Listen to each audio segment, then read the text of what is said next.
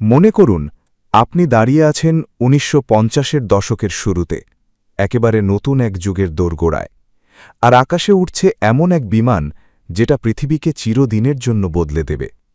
মানুষ তখনও প্রপেলার চালিত বিমানের সাথে অভ্যস্ত, শব্দ বেশি, গতি কম, আর ভ্রমণ মানেই দীর্ঘ সময়ের ক্লান্তি। ঠিক সেই সময়েই আসে এক বিস্ময়, ডি হ্যাভিল্যান্ড কমেট 1, এমন এক বিমান যাকে বলা হয় বিশ্বের প্রথম যাত্রীবাহী জেট বিমান। কিন্তু এই গল্প শুধু সফলতার নয়, এর ভেতরে লুকিয়ে আছে দুঃখ, ভুল, বিজ্ঞান আর এমন শিক্ষা যা আজকের আধুনিক বিমান প্রযুক্তিকে গড়ে তুলেছে। আজ আমরা সেই গল্পই শুনব, একেবারে শুরু থেকে শেষ পর্যন্ত, যেন আপনি নিজেই এই ইতিহাসের ভেতর দিয়ে হাঁটছেন। তাহলে প্রশ্নটা এখান থেকেই শুরু করা যাক। কেন কমেট 1কে বিশ্বের প্রথম যাত্রীবাহী জেট বিমান বলা হয়? এর আগে অবশ্যই বিমান ছিল, মানুষ উড়ত, কিন্তু সবগুলোই ছিল প্রপেলার চালিত, মানে ইঞ্জিন ঘুরে ঘুরে বাতাস কাটত। কিন্তু কমেট 1 ছিল সম্পূর্ণ আলাদা। এটি ছিল জেট ইঞ্জিন চালিত, যেখানে ইঞ্জিন বাতাস টেনে নিয়ে পেছনে প্রচণ্ড গতিতে ছড়ে দেয়, আর সেই শক্তিতেই বিমান সামনে এগিয়ে যায়। এই প্রযুক্তির কারণে কমেট 1 আগের সব বিমানের চেয়ে অনেক দ্রুত, অনেক মসৃণ আর অনেক উচ্চতায় উঠতে পারত।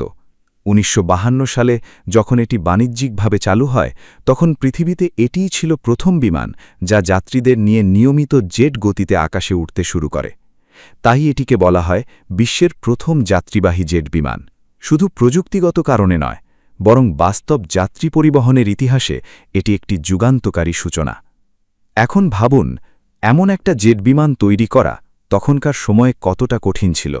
ডি হ্যাভিল্যান্ড নামের ব্রিটিশ কোম্পানিটি দ্বিতীয় বিশ্বযুদ্ধের পর এই চ্যালেঞ্জটা নেয়। তখন যুদ্ধ শেষ, কিন্তু প্রযুক্তির দৌড় থামেনি। ডি হ্যাভিল্যান্ডের ইঞ্জিনিয়াররা বুঝতে পেরেছিলেন ভবিষ্যৎ জেট প্রযুক্তির। তারা শুরু করলেন একদম নতুনভাবে চিন্তা করা। কমেট 1-এর ডিজাইনে ছিল অনেক নতুন উদ্ভাবন। প্রথমত, এর 4টি জেট ইঞ্জিন ডানার ভেতরে বসানো হয়েছিল, যা তখনকার জন্য একেবারে নতুন ধারণা। এতে করে বিমানটি আরও স্থিতিশীল হয় আর শব্দও কম হয়। দ্বিতীয়ত, এর কেবিন সম্পূর্ণ প্রেশারাইজড ছিল, মানে ভেতরের চাপ নিয়ন্ত্রণ করা হতো, যাতে বিমান অনেক উঁচুতে উড়লেও যাত্রীরা স্বাভাবিকভাবে শ্বাস নিতে পারে। তখনকার সময়ে এটি ছিল বড় ধরনের উদ্ভাবন। আরও একটি বড় পরিবর্তন ছিল এর এরোডাইনামিক ডিজাইন। কমেট 1-এর শরীর ছিল মসৃণ, গোলাকার, যাতে বাতাসের বাধা কম হয়। এর ফলে এটি বেশি গতিতে কম জ্বালানি খরচে উঠতে পারত। ভেতরে যাত্রীদের জন্য ছিল আরামদায়ক সিট, বড় জানালা আর তুলনামূলক শান্ত পরিবেশ, যা আগে কখনো মানুষ অনুভব করেনি। এই সব প্রযুক্তিগত উদ্ভাবনের কারণে কমেট 1 শুধু একটি বিমান ছিল না, এটি ছিল ভবিষ্যৎ ভ্রমণের প্রতীক। এবার আসি এর প্রথম বাণিজ্যিক ফ্লাইটের গল্পে। ১৯৫২ সালের ২রা মে ইতিহাস তৈরি হয়। ব্রিটিশ ওভারসিজ এয়ার কর্পোরেশন বা বিওএসি কমেট 1 দিয়ে প্রথম যাত্রীবাহী জেট ফ্লাইট চালু করে। এই ফ্লাইটটি লন্ডন থেকে দক্ষিণ আফ্রিকার জোহানেসবার্গ পর্যন্ত যাত্রা করে, মাঝপথে কয়েকটি স্টপের সহ। এই ফ্লাইটটি শুধু একটি যাত্রা ছিল না, এটি ছিল মানব সভ্যতার এক নতুন অধ্যায়ের সূচনা। যাত্রীরা তখন অনুভব করছিলেন এমন এক গতি, এমন এক আরাম যা আগে কখনো সম্ভব ছিল না। পৃথিবী যেন হঠাৎ করে ছোট হয়ে গেল। কিন্তু এই গল্পে একটি অন্ধকার দিকও আছে। কমেট 1 খুব দ্রুত জনপ্রিয় হলেও কিছুদিনের মধ্যেই একের পর এক ভয়ঙ্কর দুর্ঘটনা ঘটতে শুরু করে। ১৯৫৩ এবং ১৯৫৪ সালে কয়েকটি কমেট বিমান মাঝ আকাশে ভেঙে পড়ে। সবচেয়ে ভয়ঙ্কর ব্যাপার ছিল, এগুলো কোনো ঝড় বা সংঘর্ষের কারণে হয়নি। বিমানগুলো হঠাৎ করেই আকাশে ভেঙে যাচ্ছিল। তখন পুরো পৃথিবী স্তব্ধ হয়ে যায়, কেউ বুঝতে পারছিল না আসলে কি হচ্ছে। এরপর শুরু হয় এক গভীর বৈজ্ঞানিক তদন্ত। ব্রিটিশ সরকার আর ইঞ্জিনিয়াররা মিলে এক বিশাল পরীক্ষা চালান। তারা একটি কমেট বিমানের কেবিনকে পানির ট্যাঙ্কের মধ্যে রেখে বারবার চাপ প্রয়োগ করেন, ঠিক যেমনটা বাস্তব ফ্লাইটে হয়। এই পরীক্ষার মাধ্যমে ধীরে ধীরে একটি ভয়ঙ্কর সত্য সামনে আসে। সমস্যাটা ছিল মেটাল ফ্যাটিগ বা ধাতুর ক্লান্তি।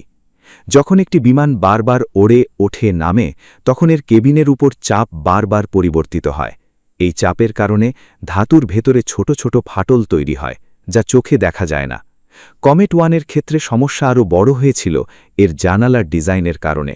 এর জানালাগুলো ছিল চৌকো আকৃতির, আর কোণাগুলো ছিল তীক্ষ্ণ। এই তীক্ষ্ণ কোণাগুলোতে চাপ বেশি জমা হতো, যাকে বলা হয় স্ট্রেস কনসেন্ট্রেশন। ফলে সেই জায়গাগুলোতে দ্রুত ফাটল তৈরি হতো, আর একসময় সেই ফাটল বড় হয়ে পুরো কাঠামো ভেঙে ফেলত। মাঝ আকাশে হঠাৎ করে কেবিন ফেটে যেত আর বিমান ভেঙে পড়ত। এই আবিষ্কারটি বিমান ইতিহাসে এক বিশাল শিক্ষা হয়ে দাঁড়ায়। এই দুর্ঘটনাগুলোর পর কমেট 1কে গ্রাউন্ড করা হয়, মানে সব বিমান উড্ডয়ন বন্ধ করে দেওয়া হয়। ডি হ্যাভিল্যান্ড কোম্পানির জন্য এটি ছিল বড় ধাক্কা, কিন্তু এখানেই শেষ নয়। এখান থেকেই শুরু হয় আধুনিক বিমান প্রযুক্তির নতুন যুগ। এই ব্যর্থতা থেকে বিজ্ঞানীরা অনেক গুরুত্বপূর্ণ শিক্ষা নেন। প্রথমত, বিমানের জানালার ডিজাইন পরিবর্তন করা হলো। চৌকো জানালার বদলে গোল বা ডিম্বাকৃতি জানালা ব্যবহার করা শুরু হলো, যাতে চাপ সমানভাবে ছড়িয়ে যায়। আজকের সব বিমানে আপনি এই গোল জানালাই দেখতে পাবেন। দ্বিতীয়ত, ফ্যাটিগ টেস্টিং বা ধাতুর দীর্ঘমেয়াদী পরীক্ষাকে বাধ্যতামূলক করা হলো। একটি বিমান শুধু নতুন অবস্থায় নয়, বরং বহুবার ব্যবহার করার পর কেমন আচরণ করবে সেটাও পরীক্ষা করা শুরু হলো। তৃতীয়ত, বিমানের কাঠামো আরও শক্তিশালী করা হয়, আর কোথায় কোথায় চাপ বেশি পড়ে তা বিস্তারিতভাবে বিশ্লেষণ করা হয়। এছাড়া নিরাপত্তা মান অনেক বেশি কঠোর করা হয়, যাতে ভবিষ্যতে এমন দুর্ঘটনা আর না ঘটে। কমেট 1-এর ব্যর্থতা যদিও দুঃখজনক ছিল, কিন্তু এর শিক্ষা ছাড়া আজকের আধুনিক বিমান হয়তো এতটা নিরাপদ হতো না। বোয়িং, এয়ারবাস আর অন্যান্য সব আধুনিক বিমান নির্মাতা এই শিক্ষা ব্যবহার করে আজকের নিরাপদ, শক্তিশালী আর নির্ভরযোগ্য বিমান তৈরি করেছে। শেষে যদি আপনি পুরো গল্পটা একবার ভাবেন, তাহলে দেখবেন এটি শুধু একটি বিমানের গল্প নয়, এটি মানুষের সাহস, ভুল থেকে শেখা আর এগিয়ে যাওয়ার গল্প। কমেট 1 প্রথমে আকাশ ছুঁয়েছিল, তারপর ভেঙে পড়েছিল, কিন্তু তার শেখানো শিক্ষা আজও আকাশে উঠছে, প্রতিটি বিমানের সাথে। যখনই আপনি কোনো বিমানে বসেন আর জানালার বাইরে তাকান, তখন হয়তো আপনি বুঝতেই পারেন না, কিন্তু সেই নিরাপদ যাত্রার পেছনে লুকিয়ে আছে কমেট 1-এর ত্যাগ আর বিজ্ঞানীদের নিরলস পরিশ্রম। তাই পরের বার যখন আকাশে কোনো জেট বিমান দেখবেন, একটু থেমে ভাববেন, এই যাত্রা এত সহজ ছিল না। কেউ একসময় ঝুঁকি নিয়েছিল, ভুল করেছিল, আর সেই ভুল থেকেই আমরা আজ নিরাপদে উঠতে পারছি। এই গল্প এখানেই শেষ নয়, বরং এখান থেকেই শুরু হয়েছে আধুনিক উড়ানের নতুন অধ্যায়।